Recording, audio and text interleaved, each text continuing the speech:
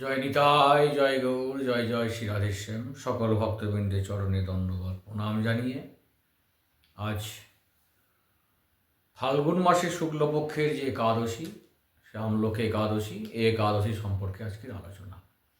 ফাল্গুন মাসের কৃষ্ণপক্ষের একাদশী আমরা বিজয়া একাদশী ব্রত পালন করেছি।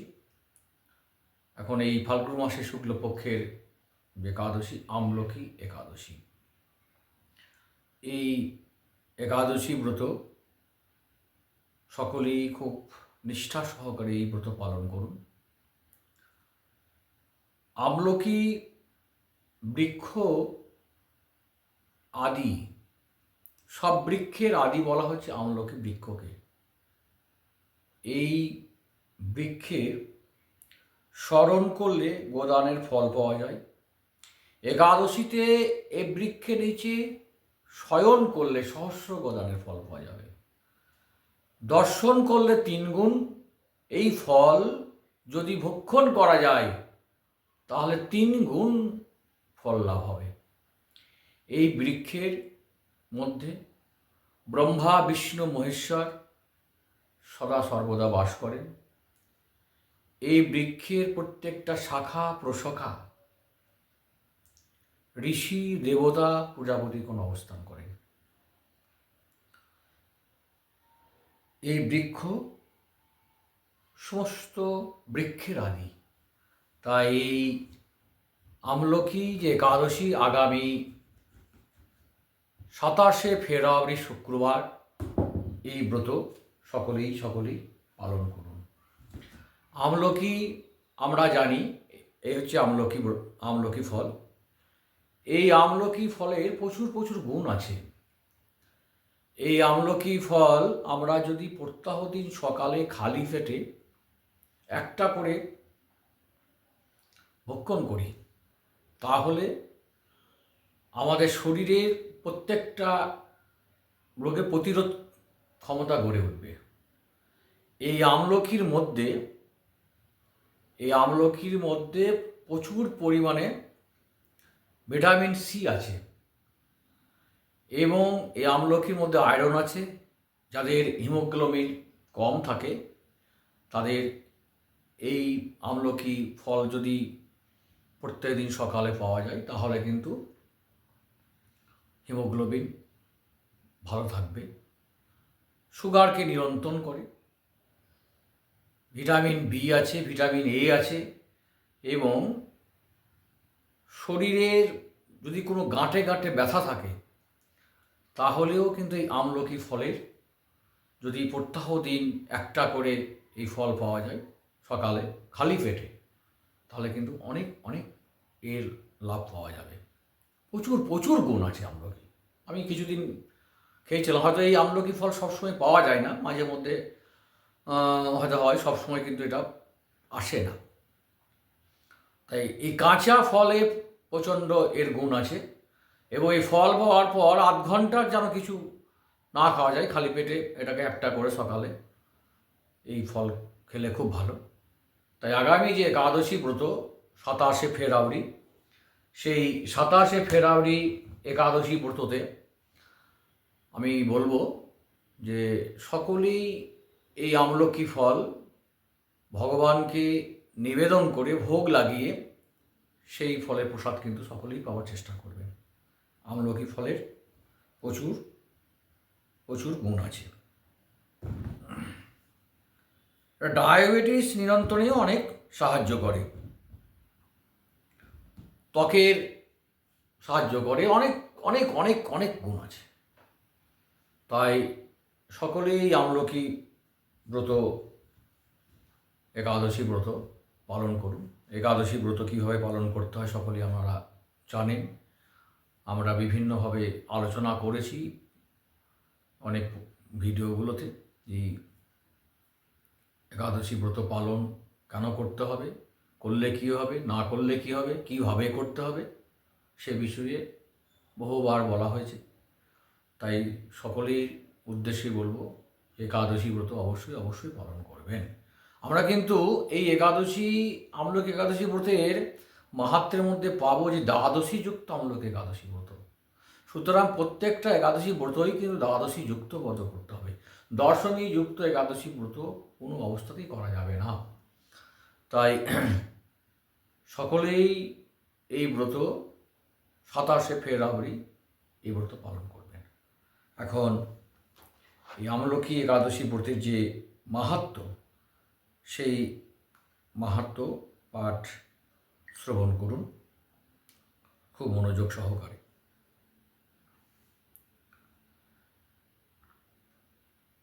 আমলকি একাদশী ব্রত মাহাত্ম্য। যুধিষ্ঠির বললেন, হে কৃষ্ণ, মহাফলদাতা বিজয়া একাদশীর কথা শুনলাম। এখন ফাল্গুন মাসে শুক্লপক্ষের একাদশী যে নামে বিখ্যাত তা বর্ণনা করুন। শ্রীকৃষ্ণ বললেন, হে মহাভাগ যুধিষ্ঠির, মান্ধাত্তার প্রশ্নের উত্তরে মহাত্মা বশিষ্ঠ এই একাদশীর মহিমা কীর্তন করেছিলেন। আপনার কাছে এখন আমি সেই কথা বলছি। একাদশীর নাম আমলকি। বিষ্ণুলোক প্রদানকারী রূপে এই একাদশী বিশেষভাবে এই মহিমান্বিত। একাদশীর দিন আমলকি বৃক্ষে তলে রাত্রি জাগরণ করলে সহস্র গাবিতানের ফল লাভ হয়। হে পাণ্ডুনন্দন, পূর্বে ব্রহ্মা রাত্রিতে দৈনন্দিন প্রলয় উপস্থিত হলে স্থাবর জঙ্গম সহ দেবতা, অসুর ও রাক্ষস সব কিছু বিনাশ হয়। তখন ভগবান সেই কারণ সমুদ্রে অবস্থান করেন। তার মুখপদ্ম থেকে চন্দ্রবর্ণে এক বিন্দু জল ভূমিতে পড়ে। সেই জলবিন্দু থেকে একটি বিশাল আমলকি বৃক্ষ উৎপন্ন হয়। এই বৃক্ষে স্মরণমাত্র প্রদানের ফল দর্শনে তার দ্বিগুণ, ফলবক্ষণে 3 গুণ ফল লাভ হয়। এই বৃক্ষে ব্রহ্মা, বিষ্ণু, মহেশ্বর সদা সর্বদা অবস্থান করে। এই প্রতিটি শাখা প্রশাখা পাতায় ঋষি, দেবতা, প্রজাপতিগণ বাস করে। এই বৃক্ষকে সমস্ত বৃক্ষের আদি বলা হয় এবং তা পরম বৈষ্ণবরূপে বিখ্যাত। তো এই শ্রেষ্ঠ ব্রত সকলেরই পালনীয়। এখন এই ব্রতের এক অদ্ভুত ইতিহাস আপনাকে বলছি। প্রাচীনকালে বৈদিশ নামে এক প্রসিদ্ধ নগর ছিল। এখানকার রাজা ছিলেন চৈত্ররথ। চন্দ্রবংশীয় পাশ বিন্দু রাজার পুত্ররূপে তিনি জন্মগ্রহণ করেছিলেন। তিনি খুব শক্তিমান ও রাজ ঐশ্বর্যশালী ছিলেন। শাস্ত্রজ্ঞানও ছিলেন নিপুণ। তার রাজ্যে দিব্য আনন্দপূর্ণ মনোরম পরিবেশ ছিল। প্রজারা ছিলেন বিষ্ণু ভক্তি পরায়ণ। সকলে একাদশী ব্রত পালন করতেন। রাজ্যে কোনো অভাব অমঙ্গল ছিল না। এভাবে প্রজাদের নিয়ে রাজা সুখে দিন যাপন করতেন। একসময় ফাল্গুনী শুক্লপক্ষের দ্বাদশী যুক্ত আমলকি একাদশী তিথি সমাগত হওয়ায় রাজ্যের সকলে এই ব্রত পালনের সংকল্প করলেন। ওই দিন প্রাতঃস্নানের পর প্রজাদের নিয়ে রাজা ভগবান শ্রীকৃষ্ণের মন্দিরে যান। সেখানে সুবাসিত জলপূর্ণ কলস, ছত্র, বস্ত্র, পাদুকা, পঞ্চরত্ন ইত্যাদি দিয়ে সাজিয়ে স্থাপন করেন। তারপর ধূপ দীপ যত্ন সহকারে মুনি ঋষিদের দ্বারা শ্রী পরশুরাম মূর্তি সমন্বিত আমলকি পূজা করেন। হে পরশুরাম, হে রেণুকা সুবর্ধক, হে ধাত্রী, হে পাপ বিনাশিনী আমলকি, তোমাকে প্রণাম। আমার অর্ঘ্য জল গ্রহণ করো। এভাবে দিনে যথাবিধি পূজা, স্তব, স্তুতি, নৃত্য গীত করে রাজা ভক্তি ভরে সেই বিষ্ণু মন্দিরে রাত্রি জাগরণ করতে লাগলেন। এমন সময় দৈবযোগে এক ব্যাস সেখানে উপস্থিত হয়। পূজার সামগ্রী সহ বহু ব্যক্তিকে একত্রিত রাত্রি জাগরণ করতে দেখে সে কৌতূহল ক্রান্ত হলো। সে ভাবল, এসব কি ব্যাপার।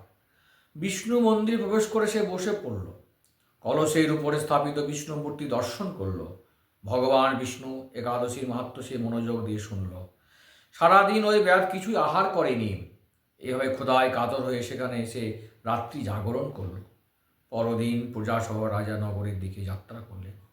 ব্যাধও তার গৃহে ফিরে গেল। এরপর এক সময় তার মৃত্যু হলো। একাদশীতে রাত্রি জাগরণ ব্রতের প্রভাবে সে পরবর্তী জন্মে এক রাজে অধীশ্বর রূপে নিযুক্ত হল। জয়ন্তী নামে এক নগরী ছিল। সেখানে বিদুরথ নামে এক রাজা বাস করতেন। ওই ব্যাস বিদুরথ রাজার মহাবলী পুত্ররূপে জন্মগ্রহণ করেন। তার নাম হয় বসুরথ। 1,00,000 গ্রামের আধিপত্য তিনি লাভ করলেন। তিনি ছিলেন সূর্যের মতো তেজস্বী, চন্দ্রের মতো কান্তিমান ও পৃথিবীর মতো ক্ষমাশীল। বিভিন্ন সৎ গুণে ভূষিত বসুরথ পরম বিষ্ণু ভক্তি পরায়ণ হন। এই মহাদাতা রাজা একবার শিকার করতে গিয়ে পথ ভুলে যান। গভীর জঙ্গলের মধ্যে ক্ষুধায় পীড়িত হয়ে তিনি ক্লান্তিবশত শুয়ে পড়েন। এমন সময় কতগুলি পর্বত নিবাসী ম্লেচ্ছ রাজার কাছে এসে নানাভাবে উৎপীড়ন করতে থাকে। রাজাকে তাদের শত্রু মনে করে তারা তাকে হত্যা করতে চেষ্টা করে। পূর্বেই রাজা আমাদের পিতা মাতা পুত্র পৌত্র সবাইকে মেরে ফেলেছে, আমাদের গৃহ ছাড়া করেছে, এরকম বলতে বলতে মেলেছরা রাজাকে হত্যা করতে উদ্যত হয়। তারা বিভিন্ন অস্ত্র শস্ত্রে তাকে আঘাত করতে লাগলো। আশ্চর্যজনকভাবে সকল প্রচেষ্টা ব্যর্থ হলো। রাজার কোনো ক্ষতি তারা করতে পারল না। তখন রাজার শরীর থেকে নানা অলঙ্কারে বিভূষিতা এক পরমা সুন্দরী স্ত্রী মূর্তি আবির্ভূত হন। মহাশক্তি ধারিণী ওই নারী অল্প সময়ের মধ্যে সকল পাপী মিলেচ্ছকে নিধন করল। রাজার নিদ্রাভঙ্গ হল। ভয়ানক হত্যাকাণ্ড দেখে তিনি অত্যন্ত বিস্মিত হলেন। তিনি বললেন, আহা, আমার শত্রুদের হত্যা করে কে আমার প্রাণ রক্ষা করল? এমন কৃপালু কে আছে? আমি তার প্রতি কৃতজ্ঞতা প্রকাশ করি। এমন সময় দৈববাণী হলো, ভগবান কেশব ব্যতীত শরণাগতকে রক্ষা করার কে আছে? তিনি শরণাগত পালক। এই শুনে ভক্তিযুক্ত চিত্তে গৃহে ফিরে এলেন।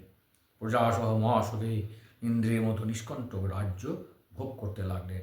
বশিষ্ঠ বললেন, হে রাজন, যে মানুষ এই পরম উত্তম আমলোক একাদশী ব্রত পালন করেন তিনি নিঃসন্দেহে বিষ্ণুলোক প্রাপ্ত হন। একাদশীর দিনে সকলেই আপনারা এই আমলোক একাদশীর ব্রতের মাহাত্ম্য কথা পাঠ করবেন অথবা শ্রবণ করবেন। সকলেই খুব ভালো থাকুন। পারণ পরের দিন অর্থাৎ 28শে ফেব্রুয়ারি শনিবার সকাল 6টা 6 হইতে সকাল 9টা 54 মধ্যে। সকলেই খুব ভালো থাকুন। তাই গৌর হরি বল, হরি বল, হরি বল। হরে কৃষ্ণ কৃষ্ণ কৃষ্ণ হরে হরে, হরে রাম রাম রাম হরে হরে। হরে কৃষ্ণ কৃষ্ণ কৃষ্ণ হরে হরে, হরে রাম রাম রাম হরে হরে। হরে কৃষ্ণ কৃষ্ণ কৃষ্ণ হরে হরে, হরে রাম রাম রাম হরে হরে। একাদশী মহারানী কি জয়, একাদশী মহারানী কি জয়, একাদশী মহারানী কি জয়। গাই গৌর হরি বল, হরি বল, হরি।